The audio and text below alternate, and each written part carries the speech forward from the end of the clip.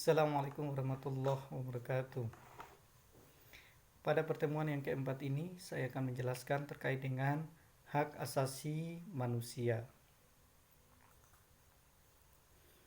Kita melihat dari bagaimana sejarah perjuangan umat manusia terkait dengan hak asasi manusia.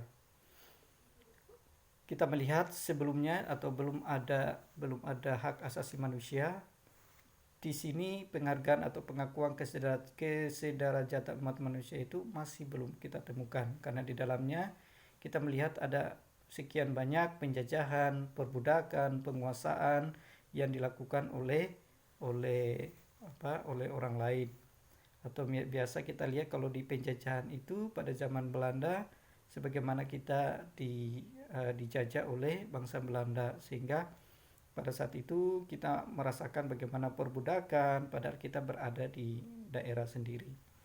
Kalau sekarang ini kita juga bisa melihat sebagaimana negara-negara yang terjadi di daerah-daerah negara-negara lain, misalnya antara Palestina kemudian dan negara-negara lain yang kemudian belum merdeka, banyak terjadi peperangan, kemudian yang terbunuh adalah orang-orang yang tidak bersalah. Oleh karena itu, karena belum adanya hak asasi manusia ini, sehingga perlu diperjuangkan. Di sini ada perjuangan dan mereka memperjuangkan karena adanya perjuangan ini membutuhkan banyak, ada pertentangan, ada permusuhan, dan ada peperangan. Dengan melihat berbagai macam kejadian tadi, misalnya ada pertentangan, permusuhan, peperangan, sehingga memunculkan namanya hak asasi.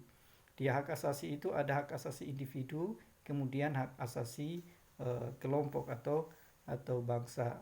Sehingga kalau kita melihat di sini ada deklarasi universal terkait dengan hak asasi manusia, kita merujuk pada piagam PBB, yaitu 10 Desember 1948.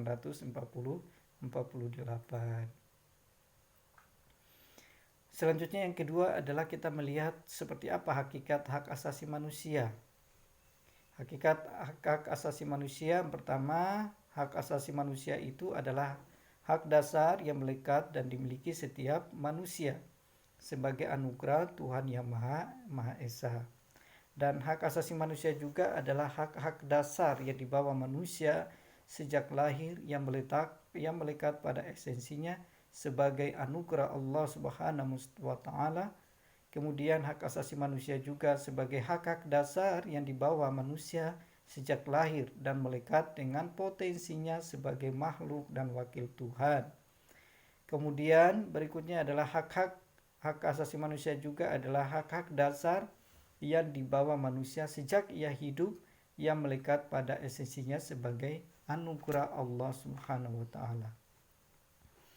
Setelah kita melihat hakikat hak asasi manusia, selanjutnya kita akan masuk kepada landasan pengakuan terhadap hak asasi manusia. Landasan pertama adalah, atau biasa dikenal juga langsung, adalah kodrat manusia.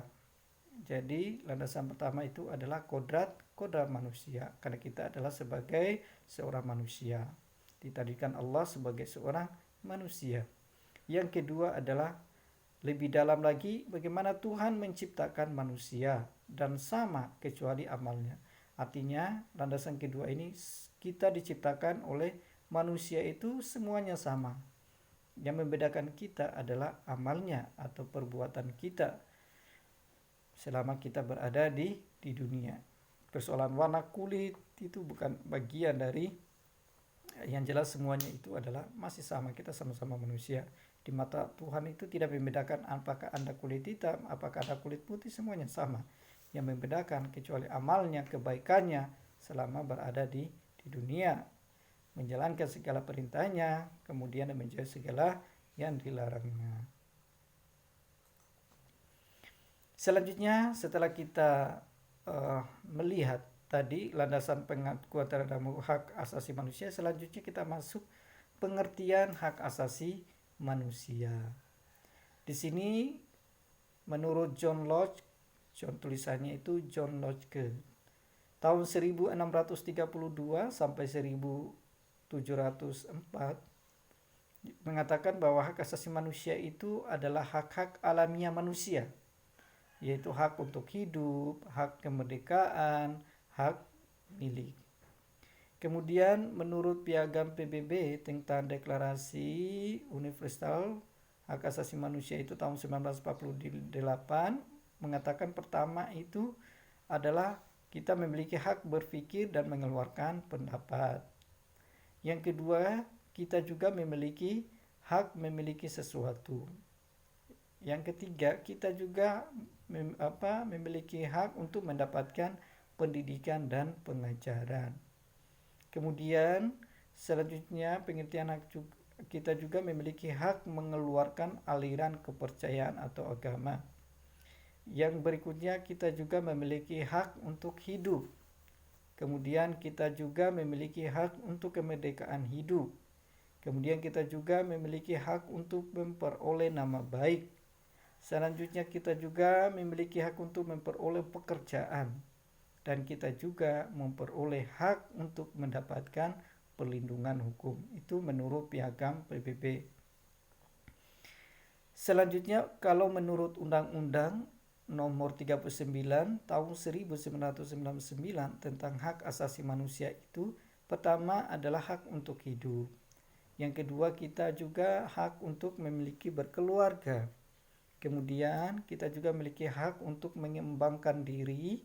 Kemudian berikutnya kita memiliki hak keadilan. Kemudian kita juga memiliki hak kemerdekaan.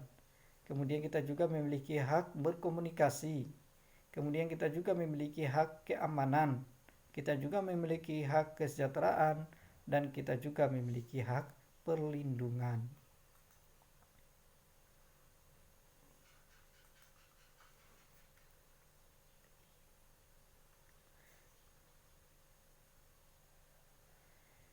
Kemudian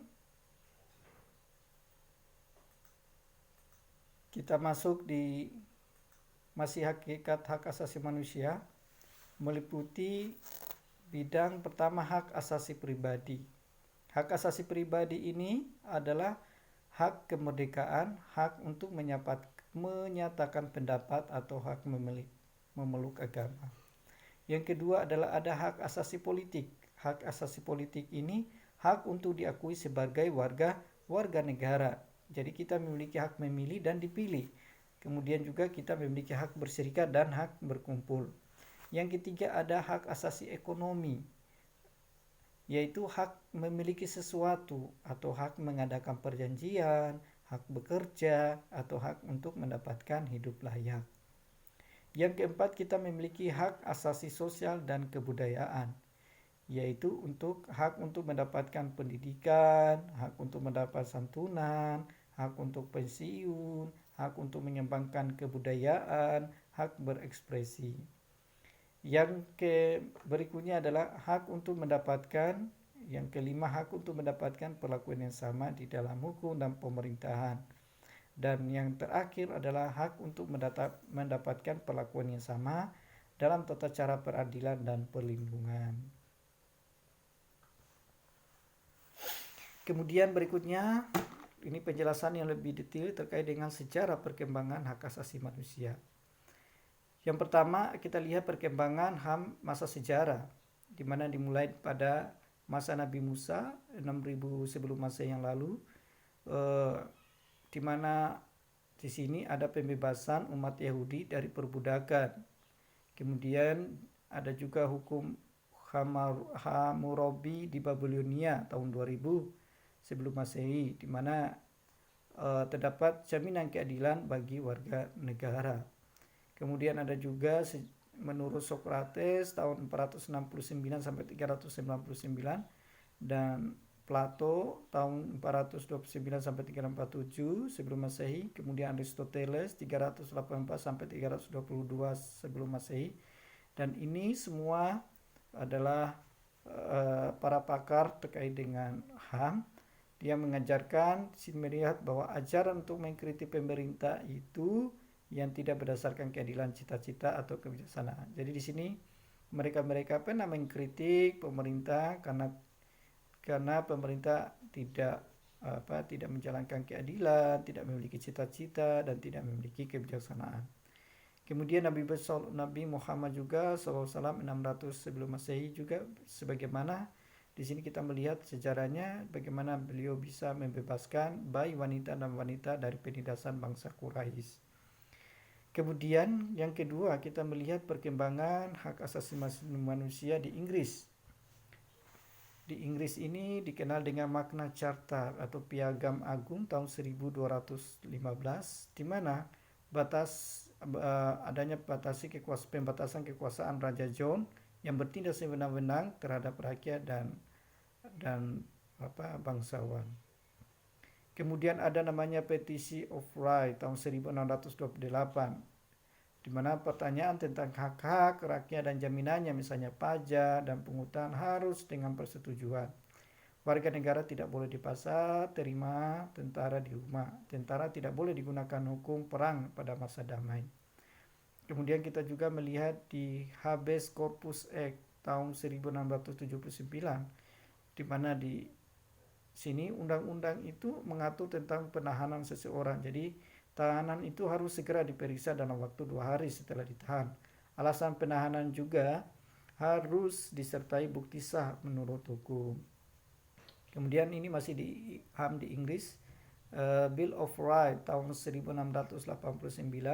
Dia melihat bahwa undang-undang ini diterima Parlemen Inggris untuk perlawanan terhadap Raja James II, kebebasan di dalam pemilihan anggota parlemen, kebebasan dalam berbicara dan mengeluarkan pendapat.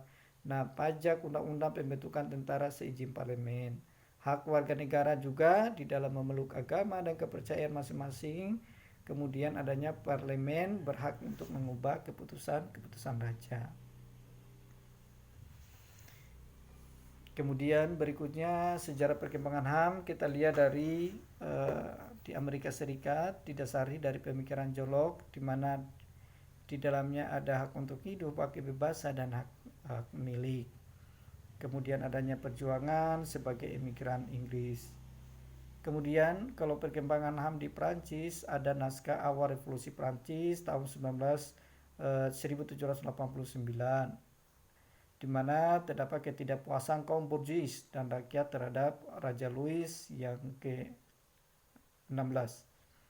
Kemudian hak asasi manusia adalah hak alamiah sesuai kodrat manusia dan tidak dipisahkan bersifat suci. Kemudian kita melihat dari revolusi Prancis juga adanya perjuangan penegakan HAM di Eropa. Kemudian kita melihat di Atlantik tahun 1940 sama 1941 pada saat Perang Dunia Kedua. Kemudian ada juga pengakuan HAM PBB, yaitu Deklarasi 10 Desember 1948 sampai 10 Desember, di mana Hari Hak Asasi Manusia. Di pasal 1 salah satunya, sekian orang itu dilahirkan merdeka dan mempunyai martabat dan hak yang sama. Mereka dikaruniai akal dan budi dan hendaknya bergaul satu sama lain dalam persaudaraan. Sama juga di sidang Majelis Umum PBB 1666, adanya diratifikasi negara-negara anggota PBB.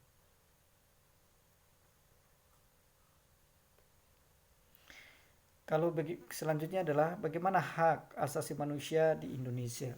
Di sini adanya pengakuan bangsa Indonesia terkait dengan hak asasi manusia. Kita melihat pertama di pembukaan Undang-Undang 1945. Alinea pertama dikatakan bahwa sesungguhnya kemerdekaan itu adalah hak segala bangsa. Di kedua pembukaan Undang-Undang 1945 alinea keempat. Kemudian daripada itu kemanusiaan yang adil dan beradab, kemudian adanya landasan pengakuan dan jaminan hak asasi manusia di Indonesia. Kemudian yang ketiga kita melihat batang tubuh Undang-Undang 1945, misalnya pasal 28 ayat A, di mana hak hidup untuk mempertahankan hidup dan kehidupan. Kemudian di pasal 28B, hak untuk membentuk keluarga dan melanjutkan keturunan, hak keberlangsungan hidup, tumbuh berkembang untuk anak, kemudian hak perlindungan dari kekerasan dan diskriminasi. Kemudian kita melihat juga di pasal 28C, hak untuk mengembangkan diri, hak untuk mendapatkan perlindungan, memperoleh manfaat, iptek dan seni budaya. Kemudian hak memajukan diri dalam perjuangan, hak secara kolektif. Kemudian kita melihat juga pasal 28D, di situ hak pengakuan jaminan perlindungan kepastian hukum. Kemudian adanya hak perlakuan sama di hadapan hukum, kemudian adanya hak bekerja, hak warga negara memperoleh kesempatan sama di dalam pemerintahan, kemudian juga memiliki hak status warga negara. Kemudian di pasal 28E juga kita melihat hak beragama dan beribadah. Di sini hak memiliki hak memiliki pekerjaan, warga negara, tempat tinggal, hak kebebasan meyakini kepercayaan, dan hak kebebasan berserikat, berkumpul, kemudian mengeluarkan pendapat. Kemudian kita melihat pasal 28F, di mana kita memiliki hak berkomunikasi, memperoleh informasi, hak untuk mencari, memperoleh, atau memiliki, atau menyimpan, mengolah, atau menyampaikan informasi.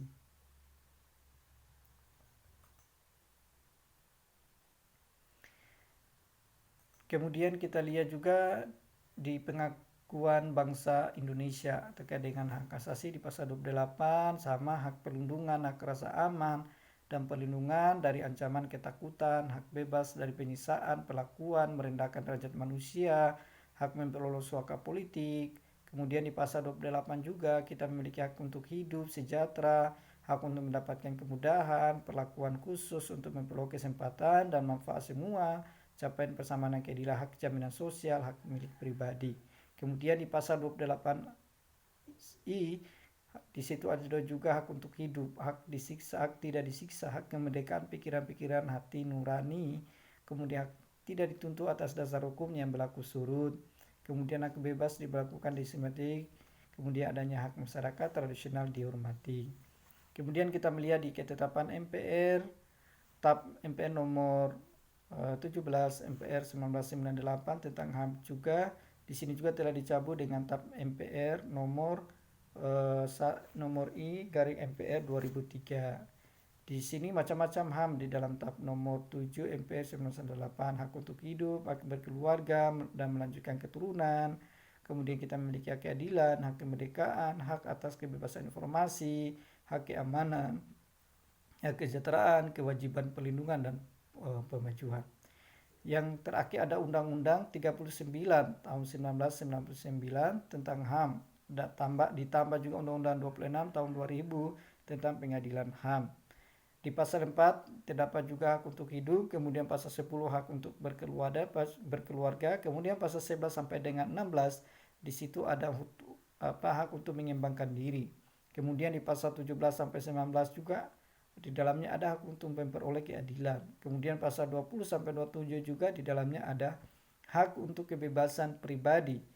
Kemudian di pasal 28 sampai 35 juga ada hak atas rasa aman. Kemudian pasal 36 sampai 42 di dalamnya juga ada hak atas kesejahteraan. Kemudian di pasal 43 sampai 44 di dalamnya juga hak turut serta dalam pemerintahan.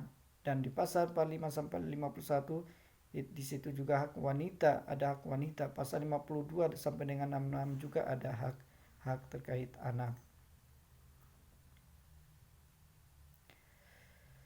Selanjutnya adalah bagaimana bangsa Indonesia itu menegakkan hak asasi manusia.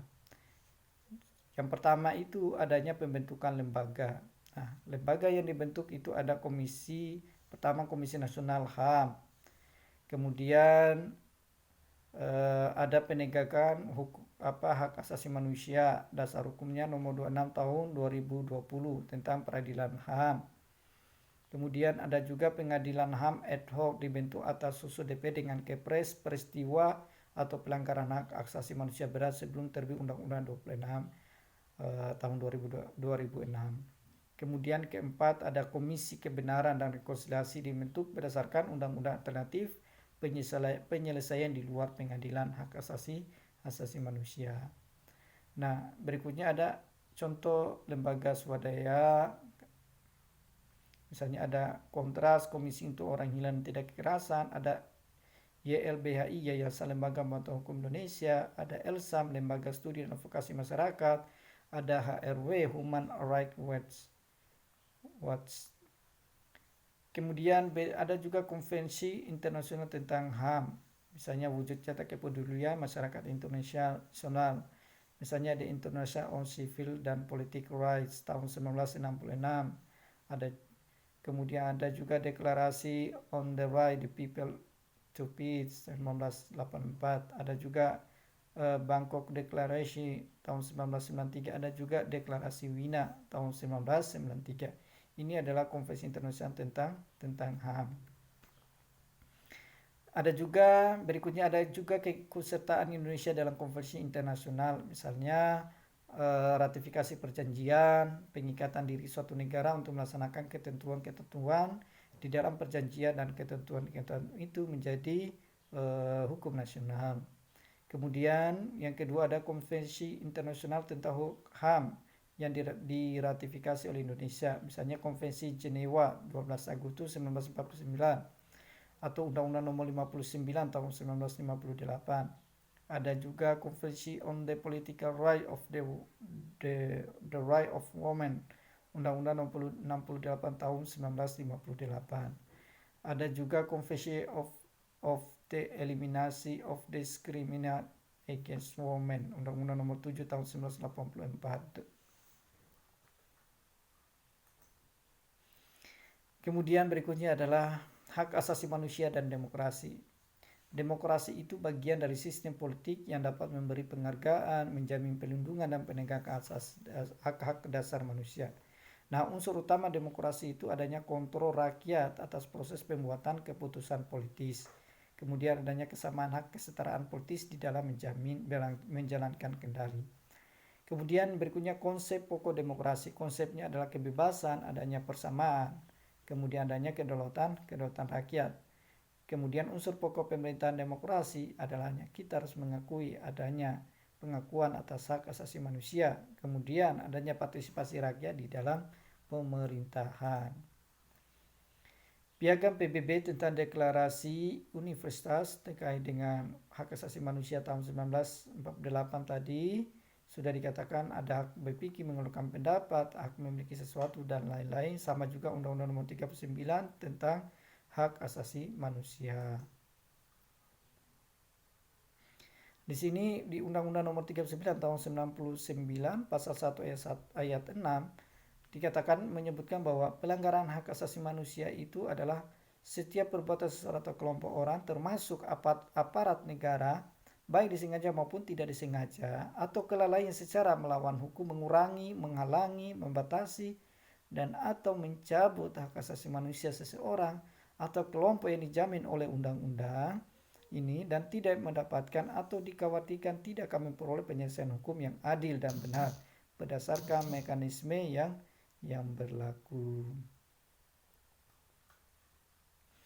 Dalam rangka menegakkan hak asasi manusia dan menjamin perlindungan bagi setiap orang, maka diberlakukanlah upaya-upaya investigasi atau pencarian fakta manakala terjadi pelanggaran hak asasi manusia. Tujuan dari investigasi atau pencarian fakta ini adalah untuk membantu menyembuhkan dan merehabilitasi korban, kemudian mendampingi hukum, kemudian mendorong perubahan kebijakan yang menghormati dan melindungi hak asasi manusia, kemudian juga memantau kepatuhan pemerintah terhadap persetujuan internasional di bidang hak asasi manusia, kemudian berikutnya adalah sarana pendidikan publik, kemudian selanjutnya adalah sebagai bahan pelurusan sejarah. Nah, saat ini kalau melihat contohnya adalah ya misalnya kasus yang terjadi di FPI sekarang, adanya penembakan TNI terhadap anggota FPI dan sekarang sementara dalam proses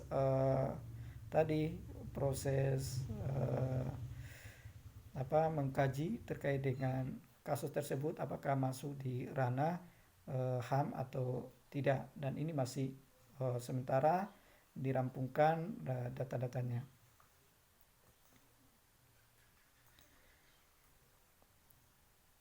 Kemudian hak asasi manusia menurut Undang 39 tahun 1999 tentang hak asasi manusia, di sini di dalam pasal 1 dikatakan bahwa hak asasi manusia itu adalah seperangkat hak yang melekat pada hakikat dan keberadaan manusia sebagai makhluk Tuhan yang Maha Esa dan merupakan anugerahnya yang wajib dihormati dan dijunjung tinggi dan dilindungi oleh negara.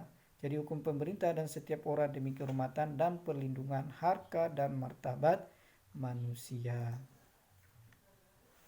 Misalnya ada hak-hak asasi pribadi yang meliputi kebebasan menyatakan pendapat, kebebasan memeluk agama dan kebebasan bergerak.